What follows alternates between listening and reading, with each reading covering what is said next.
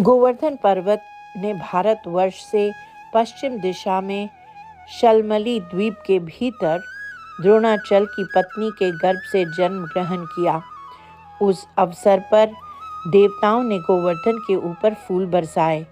हिमाचल और सुमेरु आदि समस्त पर्वतों ने वहां आकर प्रणाम और परिक्रमा करके गोवर्धन का विधिवत पूजन किया। पूजन के पश्चात उन महान पर्वतों ने उसकी स्तुति प्रारंभ की। तुम साक्षात परिपूर्णतम भगवान श्री कृष्ण चंद्र के गोलोक धाम में, जहाँ दिव्य गौओं का समुदाय निवास करता है तथा गोपाल एवं गोप सुंदरियां शोभा पाती हैं, सुशोभित होते हो। तुम ही गोवर्धन नाम से वृंदावन में विराजते हो। इस समय तुम ही हम समस्त पर्वतों में गिरिराज हो। तुम वृंदावन की गोद में समोद निवास करने वाले गोलोक के मुकुटमणि हो तथा पूर्ण ब्रह्म परमात्मा श्री कृष्ण के हाथों में किसी विशिष्ट अवसर पर छत्र के समान शोभा पाते हो। तुम गोवर्धन को हमारा सादर नमस्कार है। जब इस प्रकार स्तुति करके सब पर्वत अपने अपने स्थान पर चले गए, तब से यह गिरिश्रेष्ठ गोवर्धन साक्षात गिरिराज कहलाने लगे। एक समय मुनि श्रेष्ठ पुलस्त जी तीर्थ यात्रा के लिए भूतल पर भ्रमण कर रहे थे।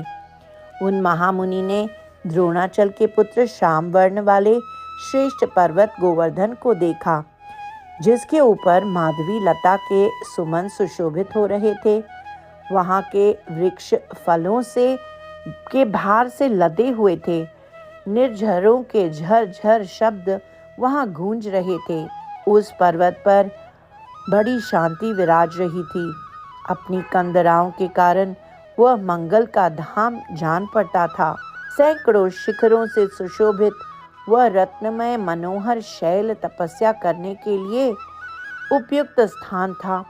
विविध रंग की चित्र विचित्र धातुएं उस पर्वत के अवयवों में विचित्र शोभा का आधान करती थीं। उसकी भूमि चढ़ाव उतार से युक्त थी और वहां नाना प्रकार के पक्षी सब ओर व्याप्त थे। मृग और बंदर आदि पशु चारों ओर फैले हुए थे। मयूरों के केका ध्वनि से मंडित गोवर्धन पर्वत मुमुक्षुओं के लिए मोक्षप्रद प्रतीत होता था। पर पुलस्त के मन में उस पर्वत को प्राप्त करने की इच्छा हुई। के लिए वे द्रोणाचल के समीप गए। द्रोणगिरि ने उनका पूजन एवं स्वागत सत्कार किया। इसके बाद पुलस्त जी द्रोण पर्वत से बोले, द्रोण, तुम पर्वतों के स्वामी हो। समस्त देवता तुम्हारा समादर करते हैं। तुम दिव्य औषधियों से संपन्न और मनुष्यों को सदा जीवन देने वाले हो। मैं काशी का निवासी मुनि तुम्हारे निकट याचक होकर आया हूँ। तुम अपने पुत्र गोवर्धन को मुझे दे दो। यहाँ अन्य वस्तुओं से मेरा कोई प्रयोजन नहीं है। भगवान विश्वनाथ की महानगरी काशी नाम से प्रसिद्ध है, जहाँ मरण को प्राप्त हुआ पापी पुरुष भी तत्काल परम मोक्ष प्राप्त कर लेता है। जहाँ गंगा नदी प्रवाहमान है, मैं वहीं तुम्हारे पुत्र को स्थापित करूंगा, जहाँ दूसरा कोई पर्वत नहीं है। लता और वृक्षों से व्याप्त जो तुम्हारा पुत्र गोवर्धन है, उसके ऊपर रहकर मैं तपस्या करूंगा। ऐसी अभिलाषा मेरे मन में जागृत हुई है। पुलस्त जी की यह बात सुनकर पुत्र स्नेह से विह्वल हुए द्रोण पर्वत के नेत्रों में आंसू भर आए। द्रोणाचल ने पुलस्त मुनि से कहा, महामुने, मैं पुत्र स्नेह से व्याकुल हूँ। यह पुत्र मुझे अत्यंत प्रिय है, तथापि आपके शाप से भयभीत होकर मैं इसे आपके हाथों में देता हूँ। फिर द्रोणाचल पुत्र से बोले, बेटा गोवर्धन, तुम मुनि के साथ कल्याणमय कर्म क्षेत्र भारतवर्ष में जाओ। वहाँ मनुष्य सत्कर्मों द्वारा धर्म, अर्थ और काम त्रिवर्ग सुख प्राप्त करते हैं। तथा निष्काम कर्म एवं ज्ञान योग द्वारा क्षण भर में मोक्ष भी पा लेते हैं। गोवर्धन ने कहा, मुने, मेरा शरीर 8 योजन लंबा, 2 योजन ऊंचा और 5 योजन चौड़ा है। ऐसी दशा में आप किस प्रकार मुझे ले चलेंगे? पुलस्त्य जी बोले, बेटा, तुम मेरे हाथ पर बैठकर सुखपूर्वक चले चलो। जब तक काशी नहीं आ जाती तब तक मैं तुम्हें हाथ पर ही ढोए चलूंगा। गोवर्धन ने कहा, मुने, मेरी एक प्रतिज्ञा है। आप जहाँ कहीं भी भूमि पर मुझे एक बार रख देंगे, वहाँ की भूमि से मैं पुनः उत्थान नहीं करूँगा। पुलस्त जी बोले, मैं इस शाल्मली द्वीप से लेकर भारतवर्ष के कौशल देश तक तुम्हें कहीं भी रास्ते में नहीं रखूँगा। यह मेरी प्रतिज्ञा है। तदनंतर वह महान पर्वत पिता को प्रणाम करके मुनि की हथेली पर आरूढ़ हुआ।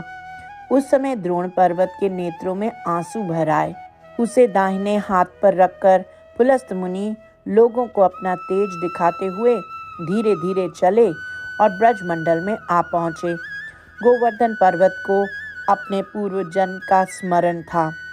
ब्रज में आने पर उसने मार्ग में मन ही मन सोचा, यहाँ ब्रज में असंख्य ब्रह्मांड नायक साक्षात परिपूर्णतम भगवान श्री कृष्ण अवतार लेंगे और ग्वाल बालों के साथ बाल लीला तथा कैशोर लीला करेंगे। इतना ही नहीं, वे श्री हरि यहाँ दान लीला और मान लीला भी करेंगे। अतः मुझे यहाँ से अन्यत्र नहीं जाना चाहिए। यह ब्रजभूमि और यह यमुना नदी गोलोक से यहाँ आई है। श्री राधा रानी के साथ भगवान श्री कृष्ण का भी यहाँ शुभागमन होगा। उनका उत्तम दर्शन पाकर मैं कृत्य हो जाऊंगा। मन ही मन ऐसा विचार करके गोवर्धन ने मुनि की हथेली पर अपने शरीर का भार बहुत अधिक बढ़ा दिया।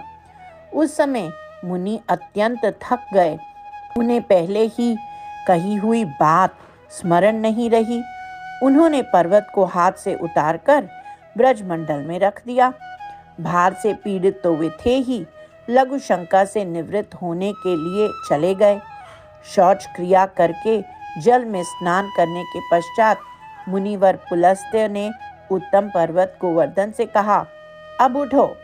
अधिक भार से संपन्न होने के कारण जब वह दोनों हाथों से नहीं उठा, तब महामुनि पुलस्त ने उसे अपने तेज और बल से उठा लेने का उपक्रम किया। मुनि ने स्नेह पूर्वक आधार वाणी के द्वारा द्रोणनंदन गिरिराज को उठाने का संपूर्ण शक्ति से प्रयास किया, किंतु वह एक अंगुल भी टस से मस न हुआ। तब पुलस्त जी बोले, गिरिश्रेष्ठ, चलो चलो, भार अधिक न बढ़ाओ। मैं जान गया तुम रूठे हुए हो। शीघ्र बताओ, तुम्हारा क्या अभिप्राय है? गोवर्धन बोले, मुने, इसमें मेरा दोष नहीं है। आपने ही मुझे यहाँ स्थापित किया है। अब मैं यहाँ से नहीं उठूंगा। अपनी यह प्रतिज्ञा मैंने पहले ही प्रकट कर दी थी। यह उत्तर सुनकर मुनि श्रेष्ठ पुलस्त की सारी इंद्रियां क्रोध से चंचल हो उठी। उनके ओष्ठ फड़कने लगे।